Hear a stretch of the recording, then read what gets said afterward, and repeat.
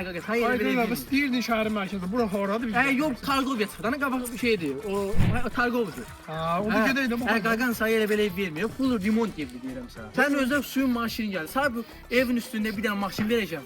Vurup tapanmazsan, bes kraska. Ha, orada gedib baxaq da gedib. Sən elə belə ev verən deyirəm. Mən Ay narahat. qaqa, bura haradır? Bu nə evdir oğlum? Qabaqda, qəşə yerə qabaqdadır. Ya bu işlədir. Gözdə girişim qaqa bu burdandır. Ay qaqa, bu nə cür ev girişidir? Sən də Allah qeyrə danışırsan. Elə ev görmürsən. Bu nədir? Bu nədir? Ay qaqa, sən mənə məzələ belə giriş olur. Bu bir yenilik tanı gətirir. Güncül var ya, əl gəzdirməsin. Başqa hər şey yolundadır. Güncül var ya, özü sən əşyalı ev verirəm. Heç kimsə bunu eləməz. Əşyalara bax ya, istədiyin kimi yaşayın.